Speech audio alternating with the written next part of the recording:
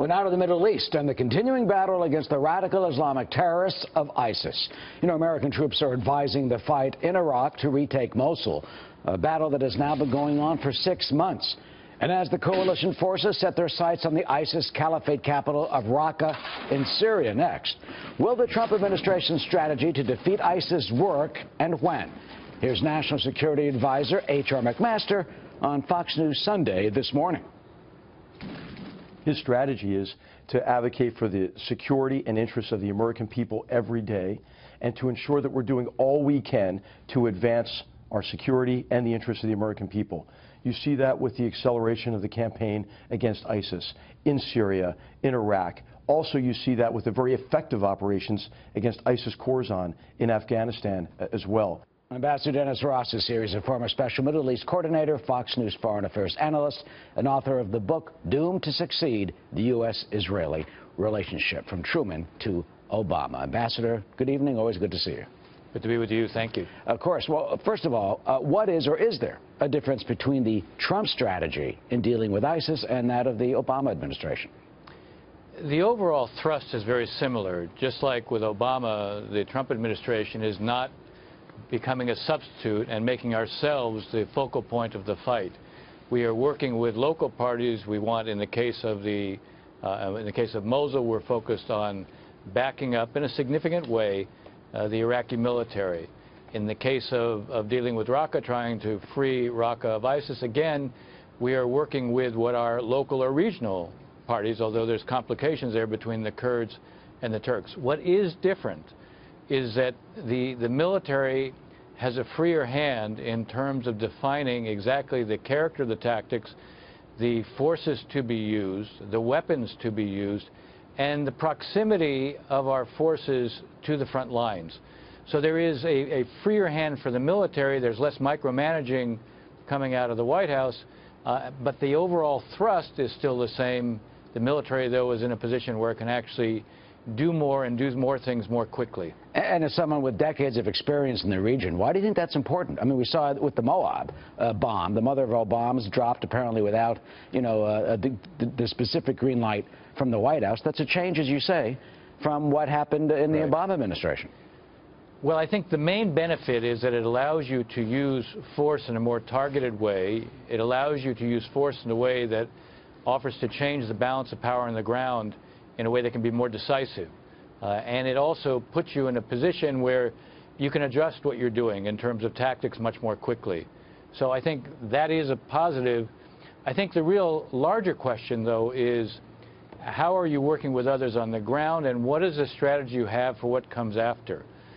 We can, in the coming several months, we're going to find in Mosul and in Raqqa that ISIS will be defeated.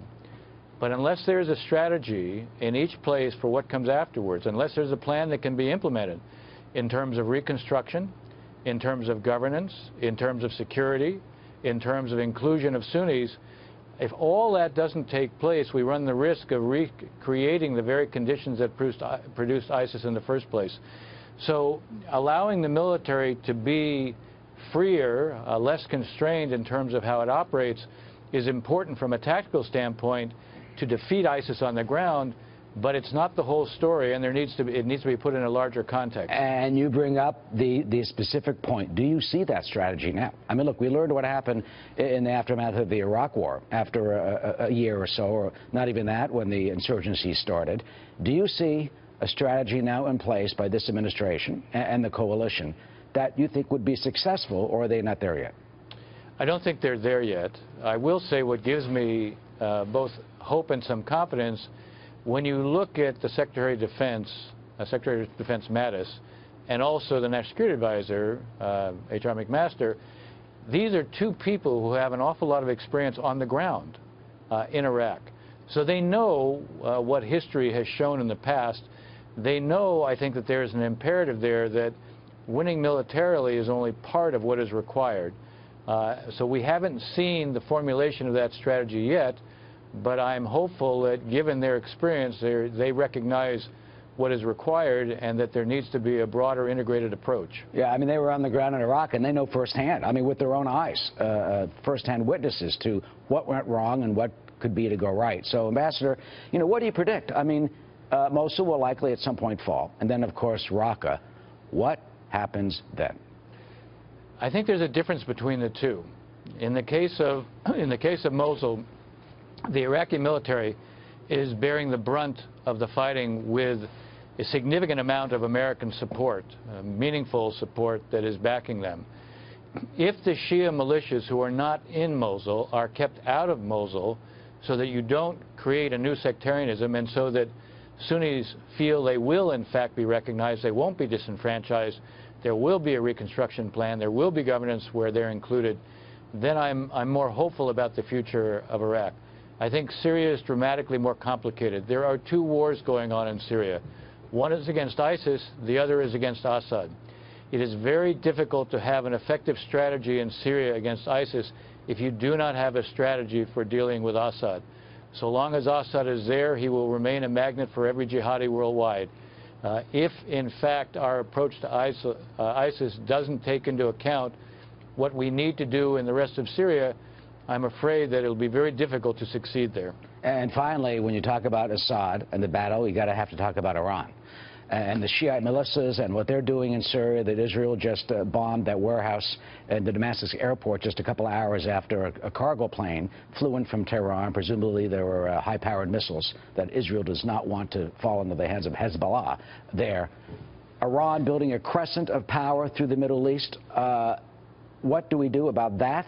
And what is your prediction for the way that could go? Well, here again, there is no effective counter-ISIS strategy if there isn't also effective counter-Iranian strategy. The Iranians are using Shia militias to extend their power and influence and weaken Arab governments everywhere. So long as that's the case, here again, getting the Sunni governments who we need to play an active role in the fight against ISIS to play more of a role will depend upon them seeing that we're doing more to counter the Iranians and their use of Shia militias. One of the issues that you just raised within Syria, Iran is trying to use Shia militias to create a new front against the Israelis.